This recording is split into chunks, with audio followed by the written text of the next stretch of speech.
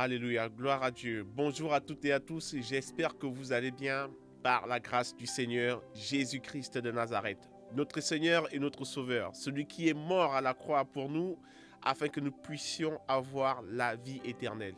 C'est lui qui est la preuve de l'amour de Dieu envers toute l'humanité, envers le monde entier. Car il est écrit que Dieu a tant aimé le monde qu'il a donné son Fils, afin que quiconque croit en lui ne périsse point, mais ait la vie éternelle.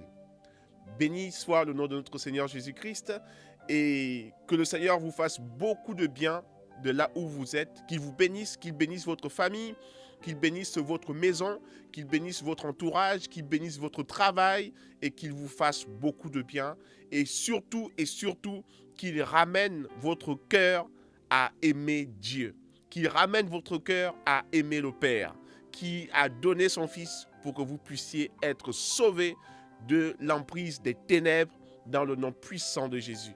Je suis le frère Maxime et comme à notre habitude, je viens encore nous partager la parole du Seigneur, car nous croyons que tous les messages que nous partageons via cette plateforme, le Seigneur nous bénit, il nous fait beaucoup de bien et nous le voyons par des commentaires, par des likes, par vos encouragements au travers de nos différentes plateformes et nous croyons que le Seigneur va continuer de vous faire encore plus de bien dans le nom puissant de Jésus. Parce qu'il n'en a pas terminé avec vous et nous croyons également que Dieu est fidèle et juste pour terminer le travail qu'il a commencé dans votre vie. Parce que quand il vous a créé, la Bible nous dit et nous enseigne que Dieu a fait toutes choses pour un but. Il a fait toutes choses pour un but. Vous avez été créé pour un but. Vous avez été façonné pour un but. Vous avez été envoyé sur cette terre, dans ce monde, pour un but. Et donc, je vous encourage à être rassuré que votre vie sert bel et bien à quelque chose entre les mains du Seigneur. Aujourd'hui, je viens encore nous encourager à croire à la parole de Dieu. Je viens nous encourager à croire au message de Jésus-Christ, notre Seigneur et notre Sauveur. Je viens vous encourager à croire à la prophétie de notre Dieu qui a été donnée pour toute l'humanité. Non pas pour des hommes religieux, non pas pour des femmes religieuses, non pas pour une catégorie de personnes, mais le message de Dieu a été donné à tout être humain. Et donc, aujourd'hui, je vais partager avec vous une parole et dont le titre de ce message s'intitule « Crois seulement, ne doute pas ». Crois seulement, ne doute pas. Mon frère, ma sœur, cher ami, crois seulement, mais ne doute pas. Crois seulement, ne doute pas. Il faut simplement croire. Et donc, je vais, d'entrée de jeu, déjà nous partager une parole dans le livre de la Genèse, qui est le premier livre qui est dans la Bible. Donc, je vais simplement nous partager une histoire, quelque chose qui s'est passé et donc qui a poussé aujourd'hui l'humanité dans le chaos. C'est l'histoire, bien évidemment, d'Adam et Ève. Vous savez, dans ce livre, quand on lit dans le livre de Genèse, quand on lit dans le chapitre 2 du livre de la Genèse, à partir du verset 15, il est écrit ceci. « L'Éternel Dieu prit l'homme et le plaça dans le jardin d'Éden pour le cultiver et pour le garder. L'Éternel Dieu donna cet ordre à l'homme. Tu pourras manger de tous les arbres du jardin, mais tu ne mangeras pas de l'arbre de la connaissance du bien et du mal, car le jour où tu en mangeras, tu mourras. » Car le jour où tu en mangeras, tu mourras. Donc, Dieu avait déjà dit à l'homme ce qu'il devait manger et ce qu'il ne devait pas manger. Donc, Dieu avait déjà donné un ordre. Il avait déjà donné une instruction à l'homme. Il lui avait déjà dit dès le départ ce qu'il fallait manger et ce qu'il ne fallait pas manger. Ce qu'il fallait toucher et ce qu'il ne fallait pas toucher. Donc, Adam et Ève savaient ce qu'il conviendrait de faire dès le départ, avant même que le diable ne vienne les tenter. Et nous allons voir un autre passage, toujours dans le livre de la Genèse, cette fois-ci au chapitre 3, et c'est le verset 1er.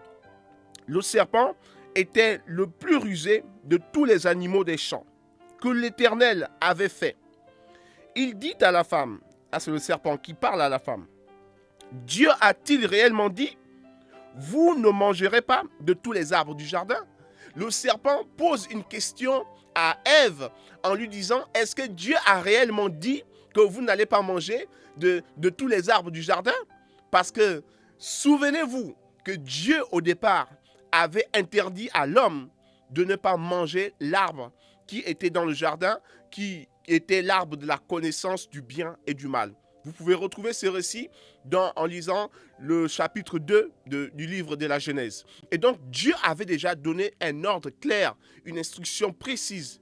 Donc, sans aucune ambiguïté, tu ne toucheras pas à cet arbre. Mais le diable est revenu pour poser une question à Ève afin de la pousser, bien évidemment, à désobéir à l'instruction que Dieu leur avait donné, à désobéir à l'ordre que Dieu leur avait donné dès le départ, avant même que le diable ne vienne les tenter. Le diable ici, il est préfiguré par le serpent. C'est l'image, le serpent, c'est l'image du diable, c'est l'image du Satan, c'est l'image du mal qui se présente à nous pour remettre en cause la parole que Dieu nous avait déjà donnée. Et donc, cette remise en question de la parole de Dieu dans la vie d'un homme, elle est faite, poussée par la tentation du diable, par des circonstances de la vie, par l'environnement dans lequel on se trouve. Ça peut être un environnement culturel, un environnement traditionnel, ça peut être un environnement par rapport à un pays, par rapport à des situations, aux informations, et donc ça peut être dû à une situation politique, économique, sociale, culturelle, et donc l'environnement est tellement façonné de telle sorte que ça nous pousse parfois à nous remettre en question la parole que Dieu nous avait déjà donnée. Dieu a dit par exemple qu'il s'est formé sur nous des projets de paix, sur nous, sur tous les hommes, sur tous les êtres humains qu'il a créés. Il s'est formé des projets de paix et non de malheur afin de leur donner un avenir et de leur donner également une espérance. Voici ce que Dieu a déclaré pour chaque être humain qui vit sur cette terre. Voici ce que Dieu a déclaré pour vous, pour moi, pour vous qui m'écoutez, pour votre famille, pour votre foyer, oui, pour vos frères et sœurs.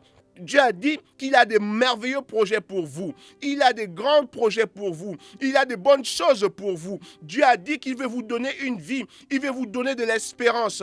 Dieu a dit qu'il veut vous faire du bien. Mais le diable, par le biais, l'intermédiaire des différentes circonstances, il vient vous pousser à remettre en question ou encore en doute la parole de Dieu.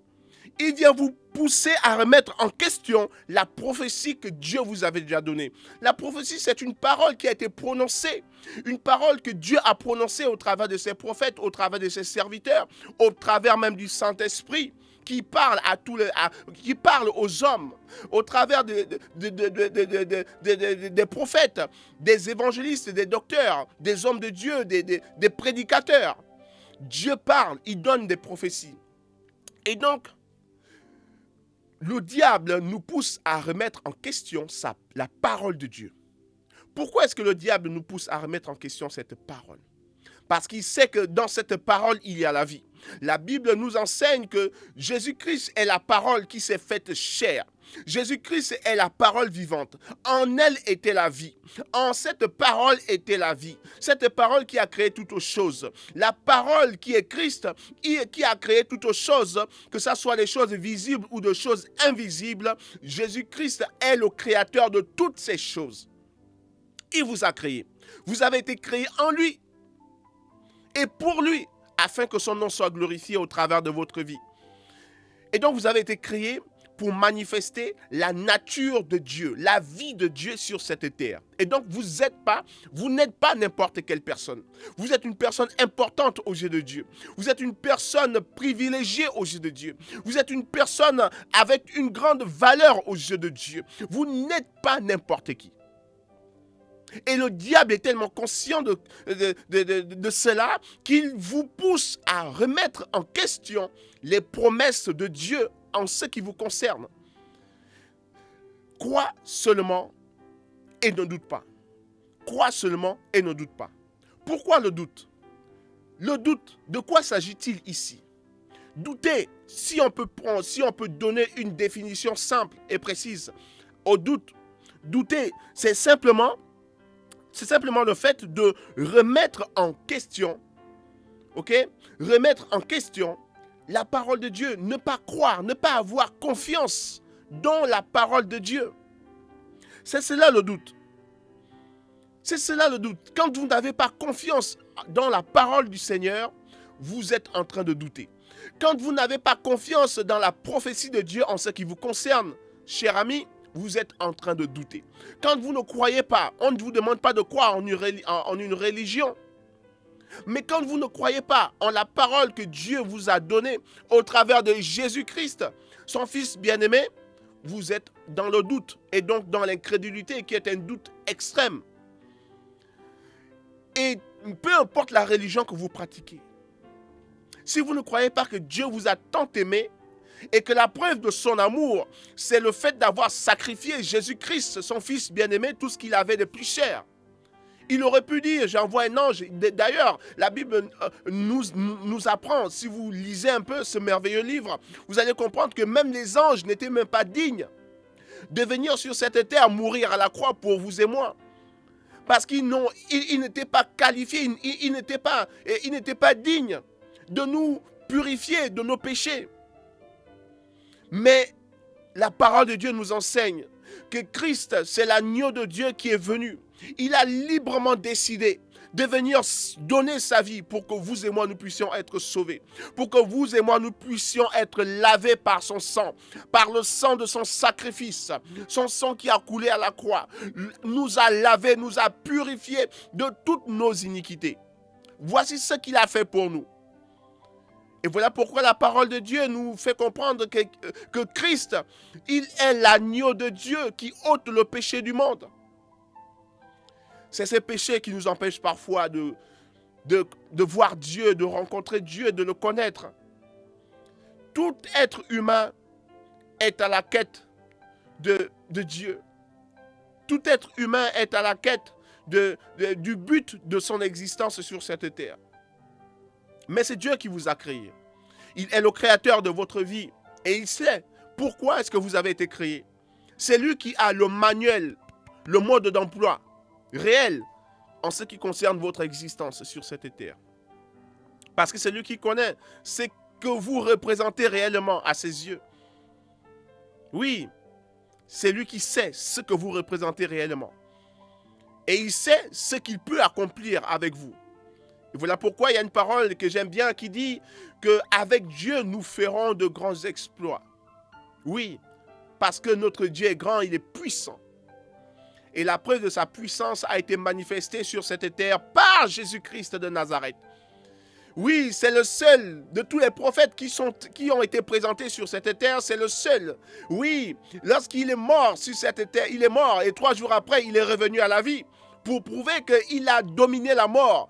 Il a dominé la mort et il a ramené avec lui les morts qui étaient ensevelis dans le séjour des morts. Il les a ramenés à la vie et il a été, non seulement il ne s'est pas arrêté là, il a été élevé. Aujourd'hui, on parle de l'ascension. Tout le monde célèbre l'ascension. Mais l'ascension, c'est quoi? C'est d'avoir été élevé. Il est monté dans tout son être dans les cieux pour prouver aux hommes qu'il est véritablement Dieu. Il est véritablement Dieu. Pour nous démontrer une fois de plus qu'il n'était pas qu'un simple prophète. C'est Dieu qui est venu sur cette terre pour nous montrer le chemin, la voie, pour nous communiquer la vie. Voilà pourquoi il a dit, je suis le chemin, la vérité et la vie. Nul ne peut venir au Père que par moi. Nul ne peut venir à Dieu. Donc, si vous pratiquez notre religion, vous faites des rites, vous faites des traditions parce que vous voulez connaître Dieu, vous voulez rencontrer Dieu, Jésus-Christ a dit, vous ne pouvez pas connaître le Dieu qui a créé toutes choses qu'en passant par moi. Si vous ne passez pas par moi, vous n'allez jamais le rencontrer. Peu importe vos sacrifices, peu importe votre religion, peu importe vos pratiques religieuses, vous n'allez jamais connaître le véritable Dieu si vous ne passez pas par moi. Parce que je suis le chemin qui mène à lui. Et je suis la vérité. Et donc, si vous doutez d'une telle promesse, d'une telle parole, ça veut dire que vous n'avez pas la foi. Peut-être que vous partez dans une église. Peut-être que vous fréquentez, ça fait longtemps que vous êtes peut-être même chrétien et que vous ne croyez même pas avec de toute votre force que vous êtes sauvé. Vous ne croyez même pas que Dieu veut faire a de grands projets en ce qui vous concerne. Vous doutez toujours. Vous vous demandez qu'est-ce que je vais manger, qu'est-ce que je vais boire, qu'est-ce que je vais revêtir, comment est-ce que je vais faire pour payer mon loyer, comment est-ce que je vais faire pour m'en sortir. Il y en a même qui ont envie de se suicider parce qu'ils ont des problèmes dans la société, ils ont des problèmes de loyer, des problèmes de travail, voilà, la société les rejette et donc ils ont envie de mettre un terme à leur vie. Et je leur disais à une de ses amies, je dis, mais est-ce que tu te rends compte que ta vie est bien plus importante que tout ce que tu es en train de vivre? Tu veux ôter, tu veux mettre un terme à ta vie parce que tu ne peux pas payer ton loyer, parce que tu n'as pas d'argent, parce que tu souffres, parce que tu n'as pas de quoi manger, parce que tu as perdu même des êtres chers. Et tu es en train de me dire de façon indirecte que ta vie ne vaut pas mieux que ça. Jésus-Christ l'a pourtant dit.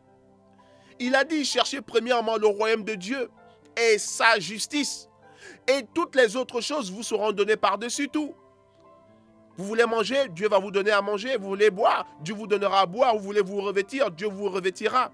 Dieu prendra soin de vous. Mais Jésus-Christ précise en disant, la chose la plus importante, c'est de recevoir le royaume de Dieu dans sa vie. Ce n'est pas de pratiquer une religion. Ce n'est pas de pratiquer une culture. Ce n'est pas le fait d'être animiste.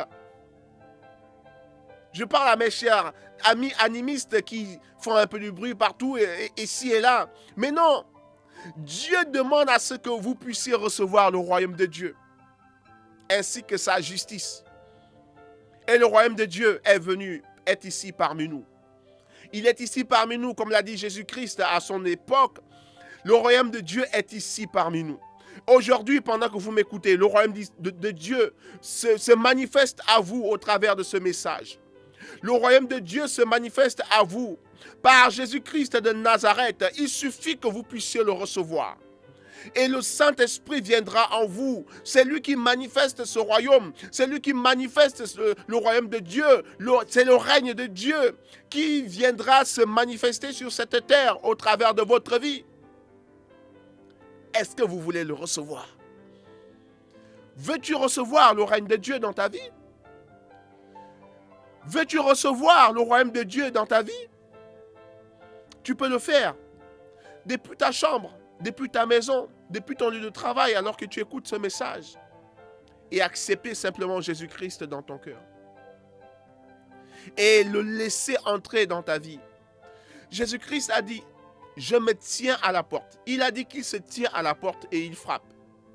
Si quelqu'un entend sa voix et que cette personne qui entend sa voix décide de lui ouvrir la porte de son cœur, de sa vie, Jésus-Christ, il va entrer dans la vie de cette personne et il va souper avec cette personne et cette personne soupera également avec lui. Ça veut simplement dire que lorsque tu décides de laisser Jésus-Christ entrer dans ta vie, Jésus-Christ ne vient pas simplement en tant que spectateur. Il vient prendre part à ta vie. Il vient partager ta vie. Il vient non seulement partager ta vie, il vient aussi te partager la sienne. Oui, il vient prendre toutes tes douleurs. Il les prend sur lui. Il vient prendre tous tes malheurs, il les prend sur lui. Il vient prendre toutes tes souffrances, il les prend sur lui. Et à la place de tes douleurs, de tes souffrances, il te donne le bonheur, il te donne la joie. Voilà pourquoi là, il est dit que le royaume de Dieu, ce n'est pas que le manger et le boire, mais le royaume de Dieu, c'est la justice de Dieu, c'est la paix de Dieu, c'est l'amour de Dieu, c'est la joie de Dieu. Oui, le royaume de Dieu, c'est la manifestation de la gloire de Dieu. Tout ce que ce monde ne peut pas vous donner, le royaume de Dieu vous donne plus que ça. Il vous en donne plus. Il vous en donne plus. Il y a des milliardaires qui souffrent dans leur cœur. Il y a des milliardaires qui souffrent dans leur cœur. Pourtant, ils ont tout, l'argent, les richesses, les biens. Mais pourquoi est-ce qu'ils souffrent? Parce qu'ils n'ont pas rencontré le prince de paix. Il s'appelle Jésus-Christ de Nazareth. C'est lui que je vous présente ce soir.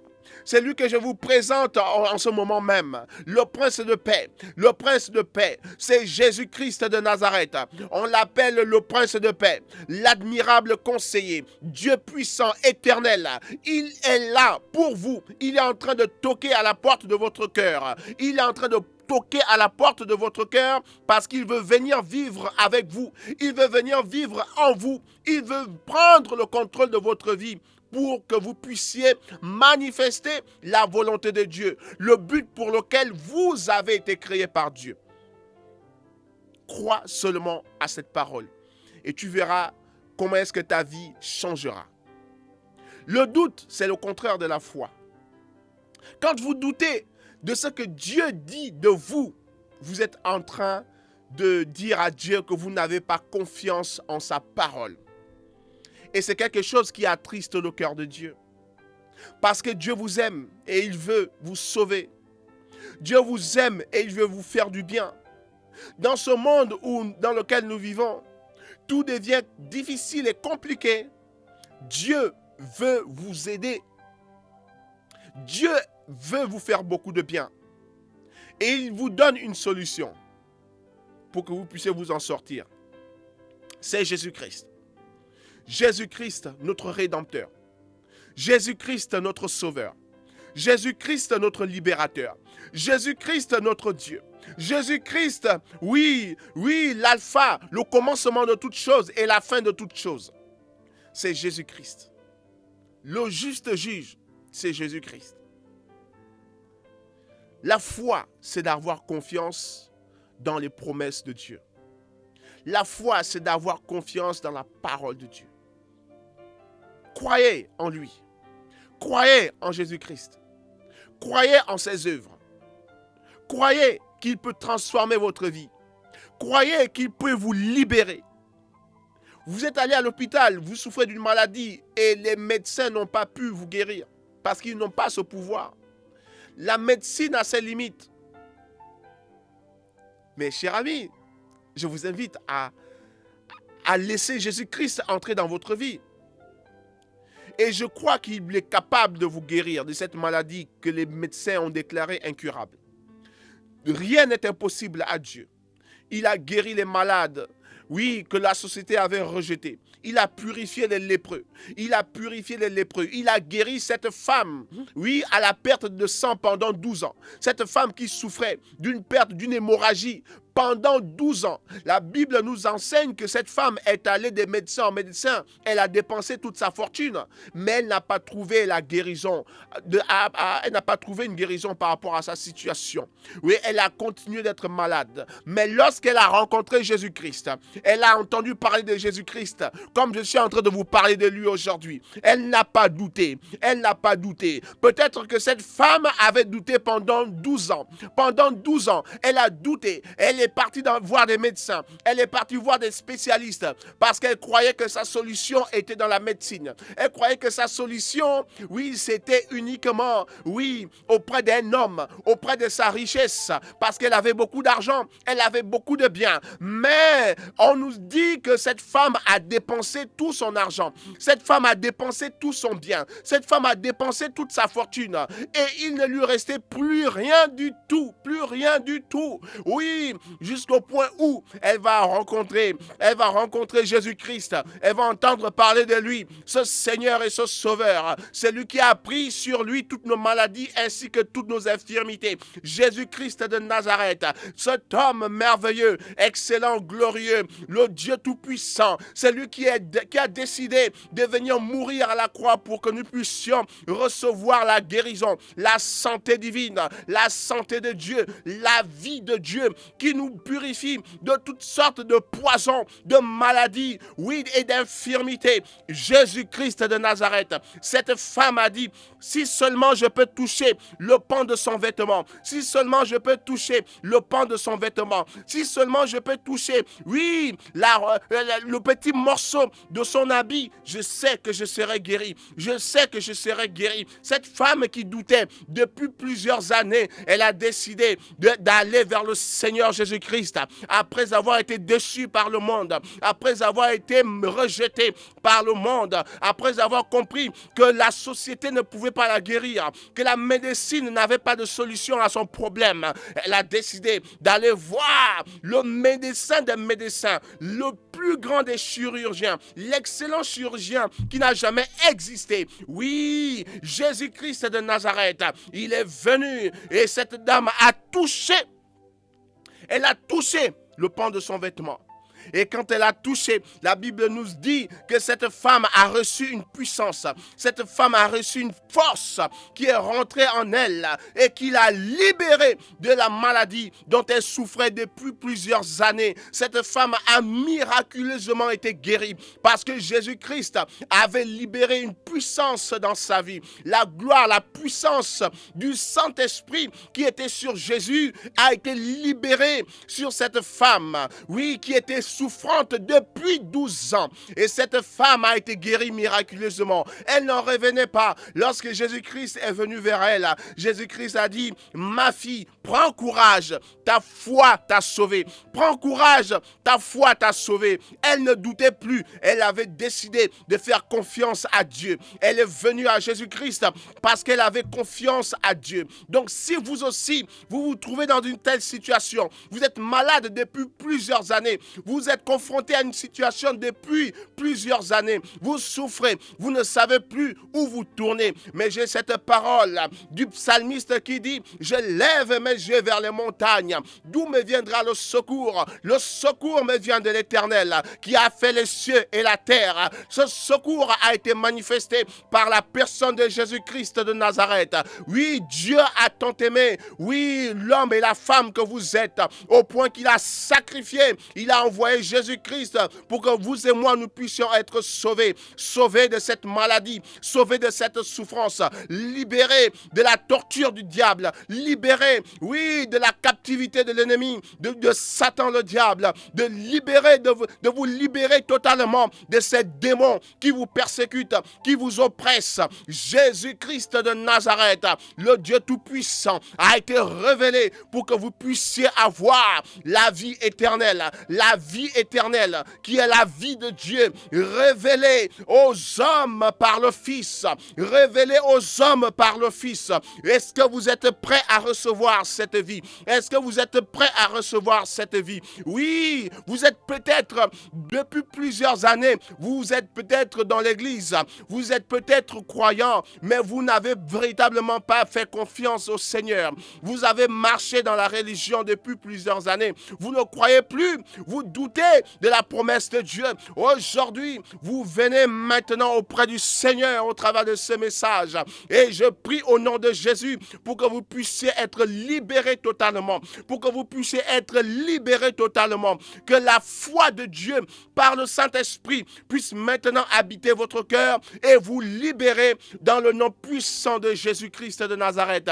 Vous qui m'écoutez, vous vous êtes considérés comme athée depuis plusieurs années. Vous vous êtes dit que vous êtes athée, que vous ne croyez en rien, vous êtes intelligent, vous êtes très logique, oui, vous raisonnez beaucoup, mais vous ne voulez pas croire, vous doutez, vous êtes devenu incrédule.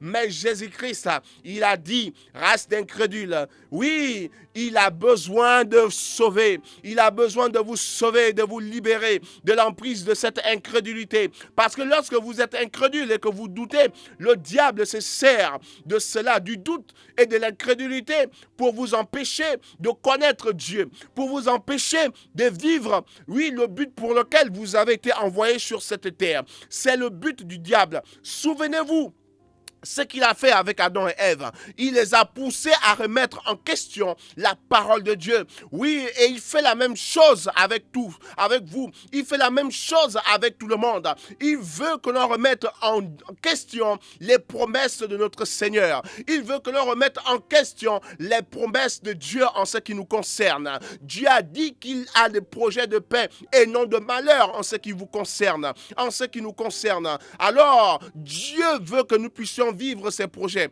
Dieu veut que nous puissions vivre sa volonté parfaite dans le nom puissant de Jésus. Dans le nom puissant de Jésus. Ne doutez plus, mais croyez. Crois seulement, mais ne doute pas. Crois seulement, ne doute pas. Crois seulement, ne doute pas. Jésus-Christ, pour terminer avec ce message, dans l'évangile de Luc, au chapitre 18, il a dit, au verset 8, il a dit, « Quand le Fils de l'homme viendra, trouvera-t-il de la foi sur cette terre ?» Est-ce que quand le Seigneur reviendra, il trouvera de la foi dans ton cœur? Tu pries beaucoup, tu jeûnes, tu fais beaucoup de sacrifices, tu recherches Dieu, mais est-ce que quand le Seigneur reviendra, est-ce qu'il trouvera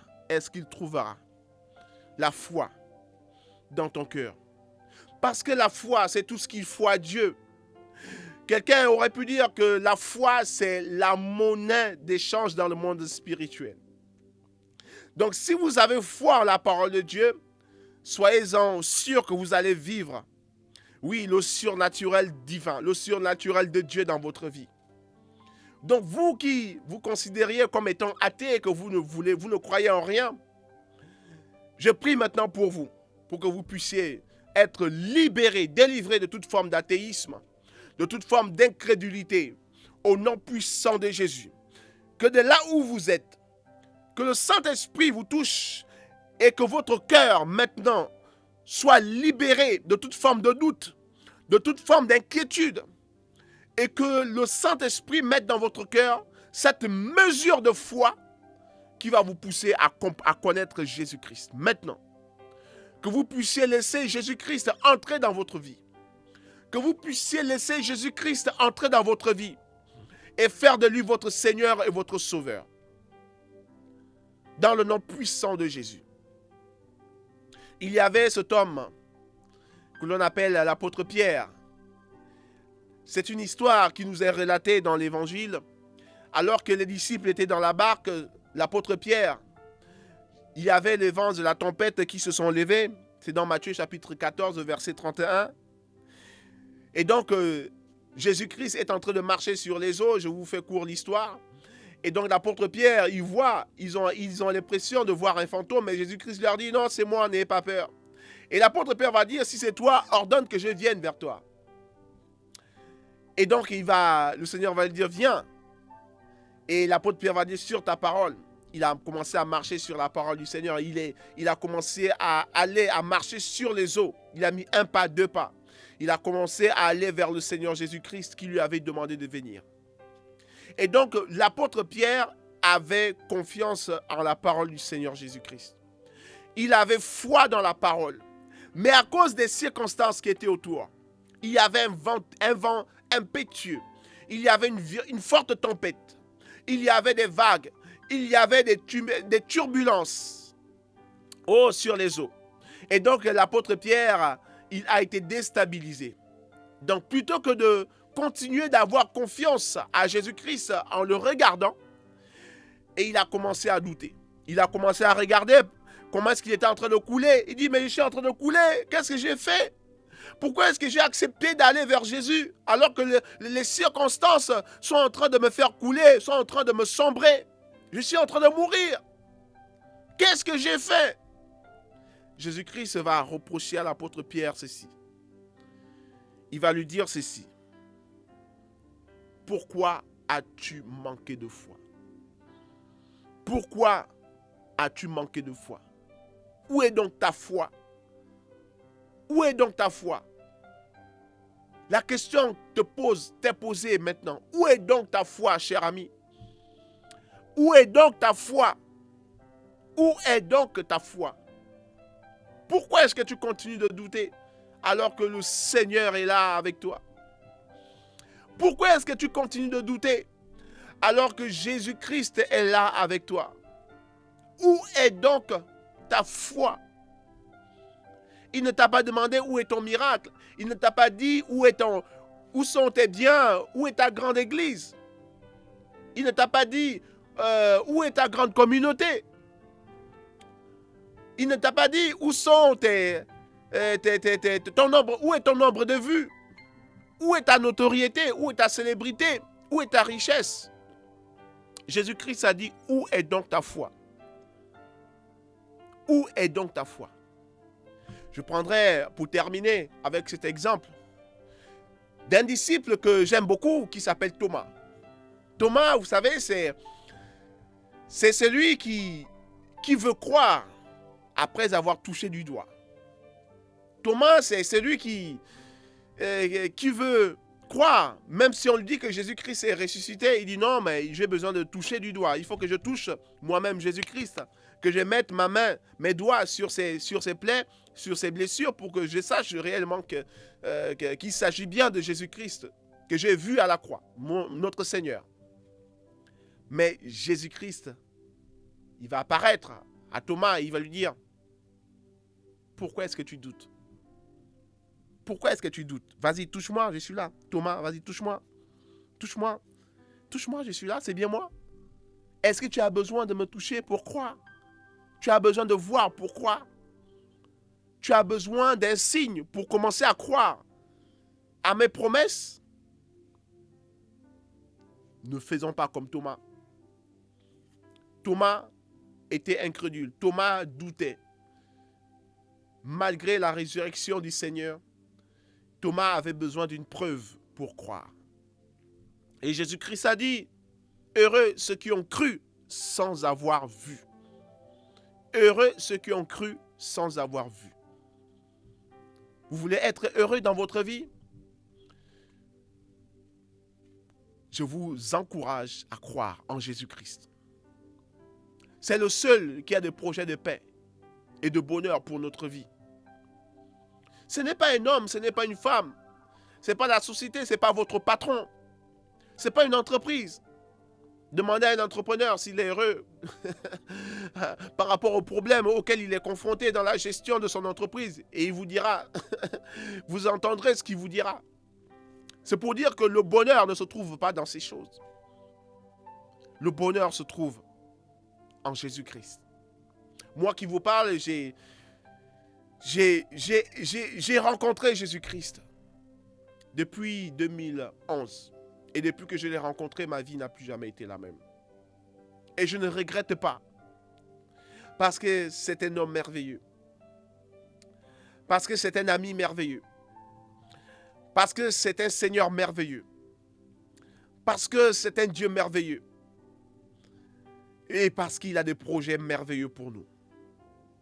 Et c'est pour ça que je suis là aujourd'hui pour vous prêcher de son amour, pour vous prêcher de toutes ses promesses, pour vous dire qu'il vous a libéré de toute forme de captivité et pour vous dire qu'il vous aime.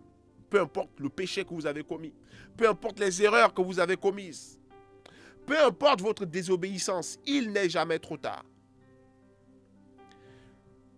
Que le Seigneur vous bénisse et je vais terminer par cette prière afin que le Seigneur vous donne la force, le courage de croire en lui. Qu'il nous donne cette force de continuer de croire. Parce qu'il a dit, quand le Fils de l'homme viendra, trouvera-t-il de la foi sur cette terre? Donc l'une des choses, quand on parle de l'enlèvement, que le Seigneur regardera, il regardera si vous avez de la foi dans votre cœur en ce qui concerne ses promesses. Est-ce que vous avez gardé la foi en lui? Malgré les tribulations, malgré les persécutions, est-ce que vous avez gardé votre foi en Jésus-Christ? Je prie, Seigneur Jésus-Christ, merci. Pour mon frère, pour ma soeur, pour, Seigneur, mes amis qui écoutent, merci Seigneur pour mes collègues, Seigneur du travail qui écoutent, Seigneur, merci Seigneur pour toute personne qui écoute, Seigneur, ce message. Seigneur, je prie pour les recommander entre tes mains au nom de Jésus, afin que Père, maintenant, tu libères une dose de foi dans leur cœur, une mesure de foi dans leur cœur, afin qu'ils croient maintenant. Qu'ils croient maintenant que ceux qui doutaient encore de toi aujourd'hui, je prie pour leur libération, leur délivrance de l'emprise de tout esprit d'incrédulité, de tout esprit de doute dans le nom puissant de Jésus. Maintenant, Seigneur, que la parole vivante retentisse dans leur cœur, et que ceux qui s'étaient éloignés de toi reviennent maintenant au nom de Jésus. Qu'ils reviennent maintenant à toi, Père, au nom de Jésus, comme ce fils prodigue qui était parti, Seigneur, qui s'était éloigné de toi. Mais après des souffrances, après des épreuves, il a tout perdu. Mais il est revenu à toi, Seigneur, il s'est repenti. Il s'est détourné de son mauvais chemin et il est revenu à toi, Seigneur. Et la Bible nous apprend que tu l'as pris dans tes bras, Seigneur.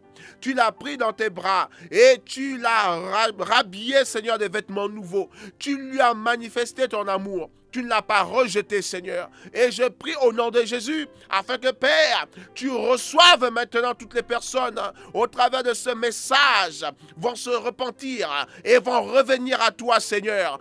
Parce que ces personnes se sont rendues compte qu'elles doutaient, qu'elles étaient incrédules, Seigneur. Oui, Seigneur, je t'en supplie au nom de Jésus, que leur cœur soit maintenant purifié par le sang de Jésus. Merci pour la repentance qui se manifeste maintenant dans leur vie.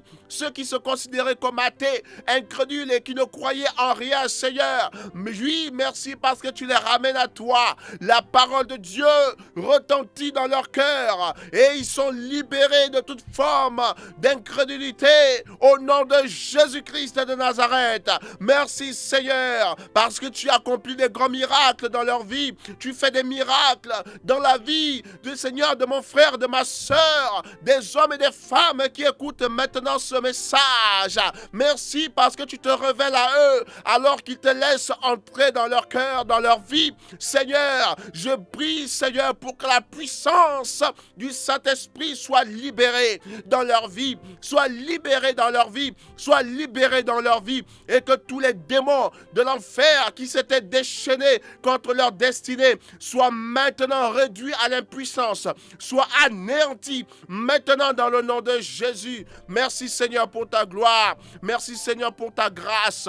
Merci, Seigneur, pour ton amour. Oh, Seigneur, nous te bénissons et nous te célébrons. C'est dans le nom de Jésus-Christ de Nazareth, ton Fils bien-aimé, que nous t'avons prié. Et nous disons Amen, Amen et Amen. Que le Seigneur vous bénisse. N'oubliez pas, crois seulement, ne doute pas. Crois seulement, ne doute pas, parce que Dieu t'aime. À très bientôt. Partagez, likez, commentez pour nous encourager aussi et partagez ce message surtout à ceux qui en ont besoin. Que le Seigneur vous bénisse et à très bientôt. Amen.